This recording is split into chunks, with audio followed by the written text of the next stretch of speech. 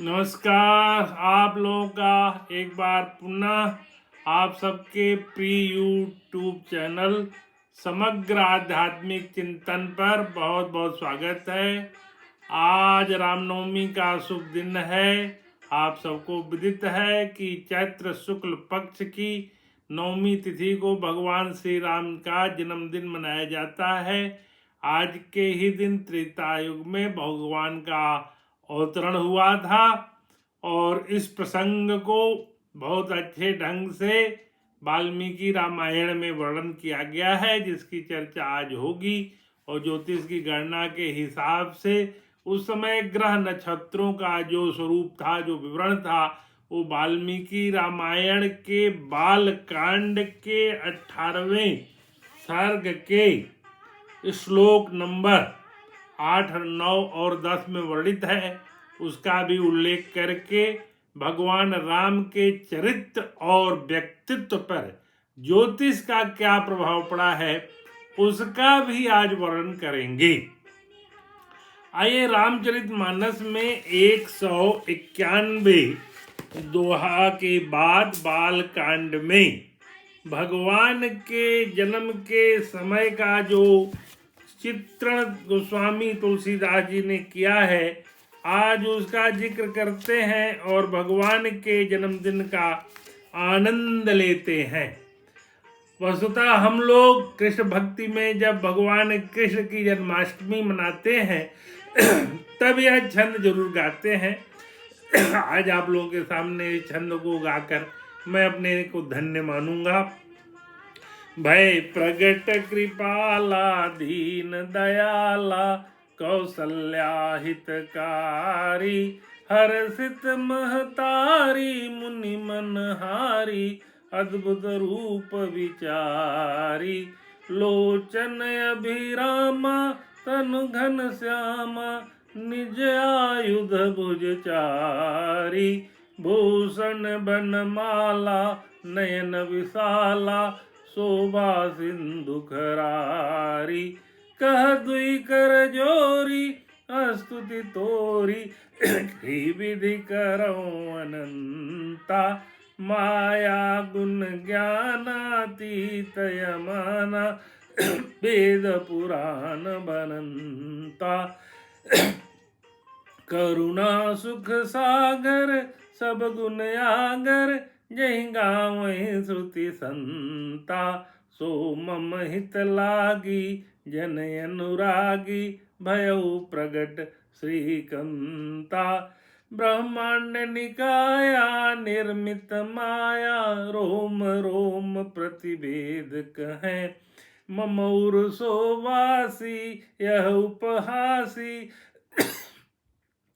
सुनत धीर मति थिर न रहे उपजा जब ज्ञाना प्रभु मुस्काना चरित बहुत विधि किन्न चहे कही कथा सुनाई मात बुझाई जहि प्रकार सुत प्रेम लहे माता पुनि बोली सोमति डोली तजहु तात यह रूपा की जय सुलीला अति प्रिय शीला यह सुख परम अनूपा सुनी बचन सुजाना रोदन ठाना हुई बालक सुर भूपा यह चरित जगावई हरिपद पावई तेन परहि भवकूपा विप्रधेनु सुर संतहित लीन मनुजय अवतार निज इच्छा निर्मित तनु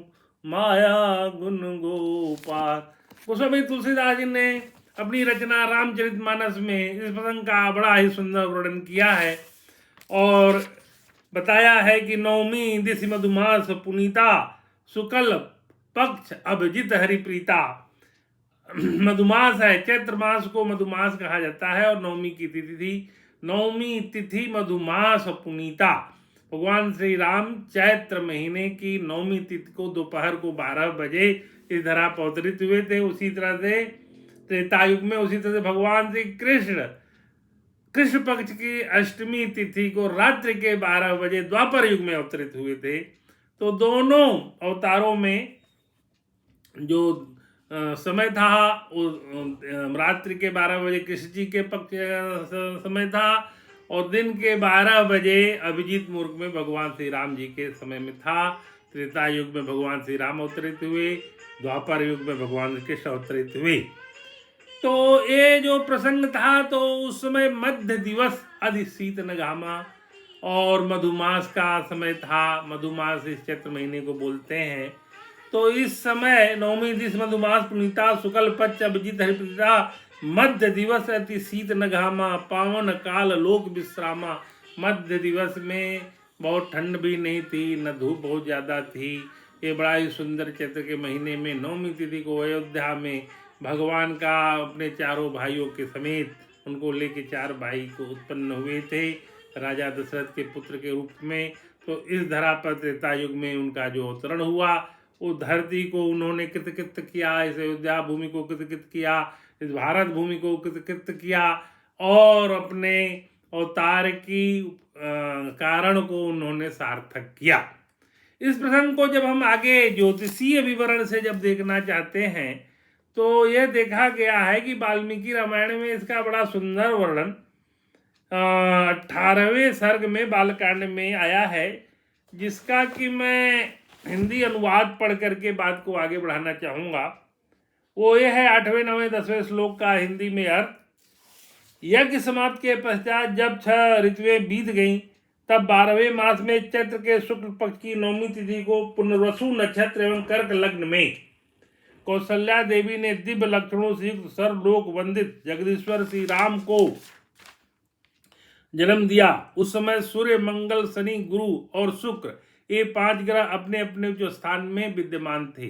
भगवान की कुंडली कर्क लग्न की थी, और उनके 5 ग्रह सूर्य, मंगल, शनि, गुरु और शुक्र अपने अपने उच्च स्थान में विराजमान थे, तथा लग्न में चंद्रमा के साथ बृहस्पति विराजमान थे। उनका लग्न कर्क लग्न था। उनके कर्क लग्न की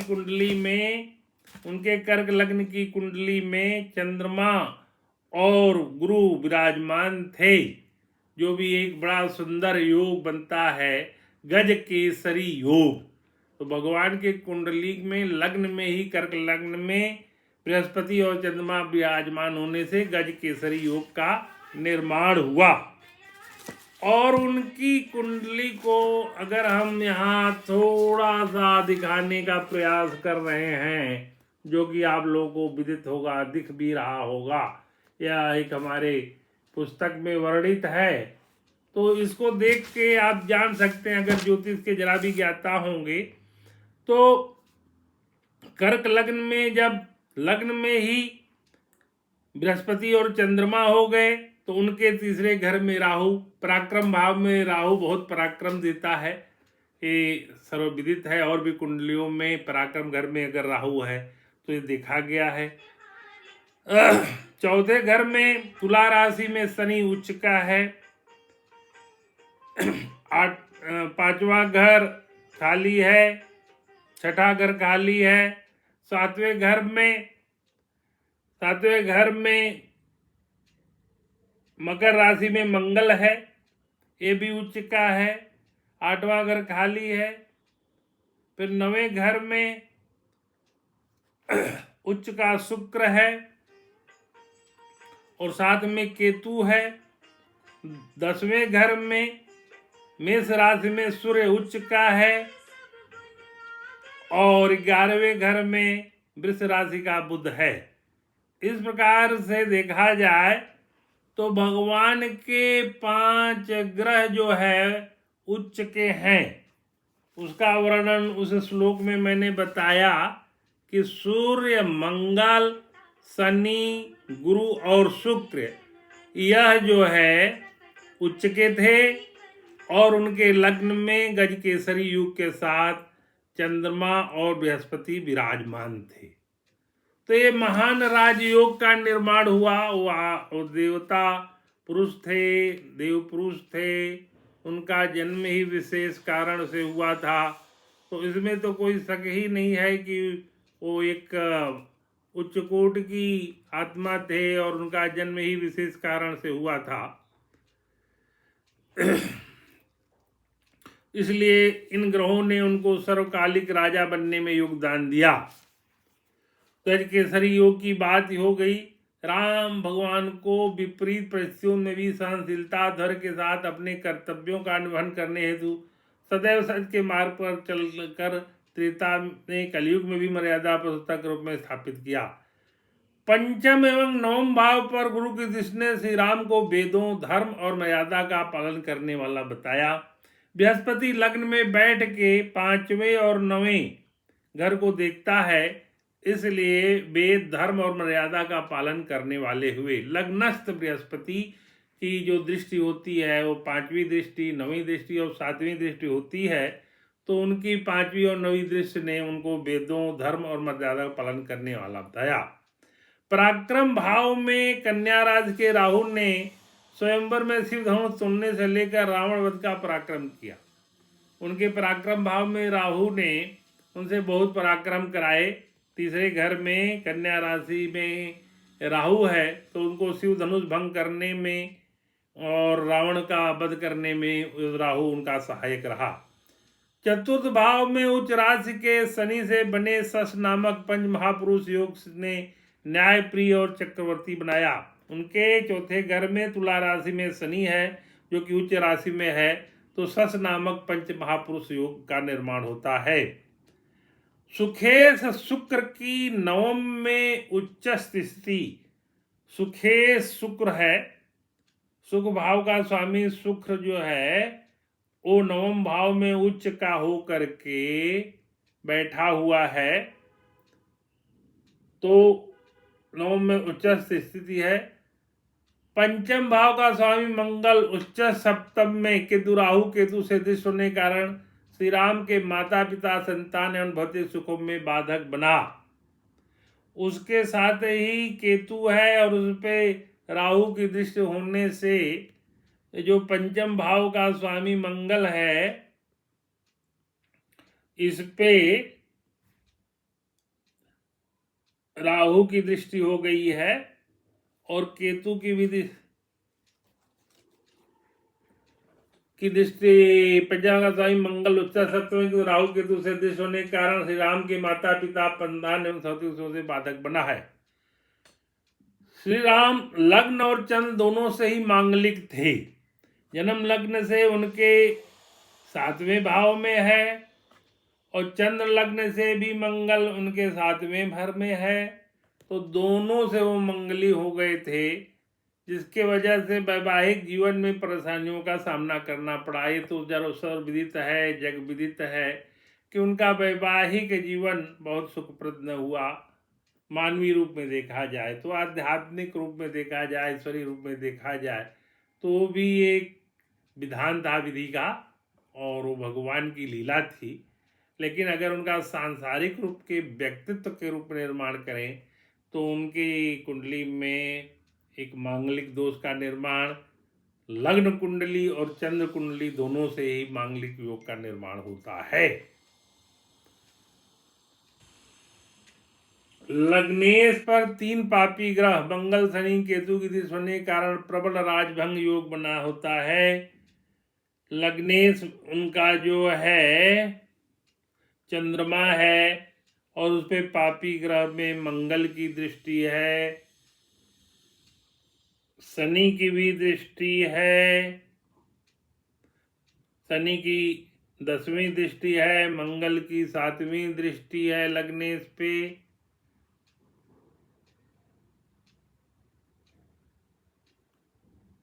और केतु की 5वीं दृष्टि है, तो तीनों की दृष्टि होने से उनका राज्याभिषेक से ठीक पहले ही 14 वर्ष का वनवास हुआ है। यह ज्योतिषी गणना के हिसाब से यह आकलन आता है कि उनका लग्नेश चंद्रमा पे पापी ग्रह शनि की, मंगल की और केतु की दृष्टि हो गई थी। गुरु मंगल योग, चंद्र मंगल योग, चंद्र गुरु मंगल योग लग्नेश त्रिकोणों के मिलन से कई उत्तम राजयोग एवं केंद्र त्रिकोण राजयोग बने, जिससे श्री राम को कुशल योद्धा बनाया। किसी समस्या के अंतिम उपाय के रूप में युद्ध को अपनाया। 10वें भाव में उच्च के सूर्य ने श्री राम को सुयोग्य शासक के रूप में प्रतिष्ठित किया। उनके गौरवशाली शासनकाल रामराज्य की आज भी दुहाई दी गई है। उनके दसम भाव में सूर्य, उच्च का सूर्य बैठा हुआ था। कर्म भाव होता है दसम भाव, इसलिए उनका जो शासन था वो उच्च कोटि का था। वो सूर्यवंशी थे भी, तो उनके कर्तव्य के घर में उच्च राशिगत सूर्य होने से उनका जो राज्य है वो बहुत आदर्श राज्य के रूप में, वो सूर्यवंशी होने के साथ साथ सूर्य की कृपा से और सूर्य का आदित्य हृदय स्रोत का उन्होंने पाठ भी किया था। आदित्य स्रोत महर्षि अगस्त्य ने उनको दिया भी था। कहते हैं कि आदित्य स्रोत का अगर पाठ कोई 3 बार प्रतिदिन करे तो उसको शत्रु से विजय में प्राप्त करने में बहुत आसानी होती है और उसके जीवन में भगवान सूर्य का आशीर्वाद बना रहता है। तो भगवान की जन्म कुंडली के ये ज्योतिषी विश्लेषण करने का उद्देश्य ये था आज के दिन, रामनवमी के दिन, कि चाहे मानव हो, चाहे ईश्वर हो, चाहे अवतार हो, ज्योतिष के जो सिद्धांत हैं वो लागू होते हैं। भाग्यम फलति सर्वत्रम न विद्या न च पौरुषम। जो भाग्य में लिखा हुआ है विधि ने अगर आपके भाग्य में ये सब दे दिया है तो होना ही रहता है। लेकिन राजा जनक ने जब कहा था वो धनुष यज्ञ के प्रसंग में कि लिखा न विधि वैदेही विबाहु तजहु आस निज निज गृह जाहु, तो ये बात रघुवंशी लक्ष्मण लला को बहुत बुरा लगी थी और उन्होंने कहा जहाँ रघुवंशी है तो वहाँ इस तरह का चैलेंज मत करिए, हम इसको धनुष को उठाएंगे और जो भी इसका संकल्प है उसको पूरा करेंगे। तो भगवान राम तो एक मर्यादा पुरुषोत्तम थे ही, जो कि उनके कुंडली के ग्रहों से भी साबित होता है। और मेरी चर्चा का उद्देश्य ही था कि ईश्वरीय अवतार पे भी क्या ग्रहों का प्रभाव होता है। तो ग्रहों का प्रभाव तो हुआ, भगवान कृष्ण की कुंडली में भी देखा गया है, तो ग्रहों का प्रभाव उनके ऊपर भी हुआ। और भगवान राम की कुंडली में तो आज साक्षात जो हम लोगों ने देखा, तो मंगल उनके 7वें घर में, जो दाम्पत्य का घर में विराजमान ही था वहाँ पे। और जो कुंडली के विश्लेषण हमने विद्वान लोगों के सहयोग से किया है, उससे यह साबित होता है कि ज्योतिषीय गणना अगर सही है और ज्योतिष का जो एक वाल्मीकि रामायण ग्रंथ है यह बहुत ही प्रामाणिक है। कभी भी जब जीवन में आपको ज्योतिष का आधार लेना पड़े या भगवान राम के जीवन की घटनाओं को आपको ठीक रूप में देखना पड़े तो वाल्मीकि रामायण का सहारा लेना चाहिए। वो उसी समय समकालीन रूप में वो थे, इसलिए उनकी बातें बड़ी सत्य हैं। ऐसे गोस्वामी तुलसीदास जी को भी जो प्रेरणा हुई वो उच्च कोटि की प्रेरणा हुई और उन्होंने हनुमान जी की प्रेरणा से रामचरितमानस का निर्माण किया है, रचना की है। और मैं तो तुलसी घाट पे जाके उस जगह का भी दर्शन किया जहाँ पे तुलसीदास जी रहते थे और रामचरितमानस लिखते थे। तो वो बातें आज से 400 साल पुरानी भले ही है, लेकिन उनकी स्मृति को बड़े अच्छे ढंग से सजो के वहाँ रखा गया है। और राजापुर ग्राम से लेके अयोध्या से लेके काशी तक की उन्होंने यात्रा की और रामचरितमानस का अनवरत अध्ययन किया, लेखन किया, रामचरितमानस को बनाया, लिखा और उसको भगवान शिव के दरबार में काशी विश्वनाथ के मंदिर में समर्पित किया। तो एक महान पुरुष थे वो भी। लेकिन वाल्मीकि जी ज़्यादा प्रामाणिक इसलिए हैं कि वाल्मीकि जी समकालीन थे और उन समय के ग्रह नक्षत्रों का जो वर्णन किया है उन्होंने किया है, उससे ज्योतिष की अवधारणा को एक बहुत बड़ा पुष्टि मिलता है, एक बहुत बड़ा बल मिलता है। किस तरह से वो चक्रवर्ती सम्राट हुए, किस तरह से उनका वनगमन हुआ, किस तरह से उन्होंने अपने शत्रुओं का नाश किया, इत्यादि इत्यादि घटनाएं उनके जन्म कुंडली के ग्रहों से परिलक्षित हो रही हैं। इस चर्चा का आज यही उद्देश्य था और जिसको मैंने करके अपने आज के इस कार्यक्रम को मैंने ऊंचाई पर पहुंचाने का प्रयास किया। मेरे संज्ञान में एक बहुत बड़े नेता थे, लेकिन वो रामचरितमानस और भगवान राम के बारे में भी बहुत अच्छे विचार रखते थे, डॉक्टर राम मनोहर लोहिया, उनका एक लेख मिला है जिसमें उन्होंने कुछ बातें बड़ी सारगर्भित कही हैं। मैं उसका एक अंश केवल पढ़ रहा हूँ और उसके चिंतन को आप लोगों को समर्पित कर रहा हूँ। राम का जीवन बिना हड़पे हुए फैलने की कहानी है। उनका निर्वासन देश को एक शक्ति केंद्र के अंदर बांधने का एक मौका था। इसके पहले प्रभुत्व के दो प्रतिस्पर्धी केंद्र थे, अयोध्या और लंका। अपने प्रवास में राम अयोध्या से दूर लंका की ओर गए। रास्ते में अनेक राज्य और राजधानियां पड़ी जो एक अथवा दूसरे केंद्र के महत्व थी। मर्यादित पुरुष की नीति निपुणता की सबसे अच्छी व्यक्ति तब हुई जब राम ने रावण के राज्यों में से एक बड़े राज्य को जीता। उसका राजा बाली था। बाली से उसके भाई सुग्रीव, उसके महान सेनापति हनुमान दोनों अप्रसन्न थे। ये रावण के मेलजोल से बाहर निकलकर राम की मित्रता और सेवा में आना चाहते थे। आगे चलकर हनुमान राम के अनन्य भक्त हुए। तो इस प्रसंग का उन्होंने राजनीति का क्या संकेत था उस समय के परिप्रेक्ष्य में, उस समय के जियोपॉलिटिकल पोजीशन में, उसको उन्होंने समझने का प्रयास किया। क्योंकि किष्किंधा उस समय बीच में था, बफर स्टेट के रूप में था, अयोध्या और लंका के बीच में। तो किस तरह से किष्किंधा के राजा बाली को उन्होंने परास्त करके, उसका वध करके, उसके भाई को वहाँ का राजा बना करके, फिर उसका सहयोग लेकर के, वानरों का, उनकी सेना का सहयोग लेके लंका पे विजय प्राप्त की। इस पहलू को उन्होंने अपने ढंग से बहुत अच्छा एनालाइज किया है। मानस की चर्चा, रामचंद्र की चर्चा, हनुमान जी की चर्चा आपके इस YouTube चैनल पर अनवरत रूप से रहेगी। मैं अपनी दृष्टि से, अपनी मेधा से, अपनी बुद्धि से, भगवान के आशीर्वाद से ये चर्चा करता हूँ और ये चर्चा करने के लिए मेरी प्रेरणा भी वही शक्तियाँ देती रहती हैं। आप लोगों को फिर से रामनवमी की कोटि सा शुभकामनाएं। नमस्कार।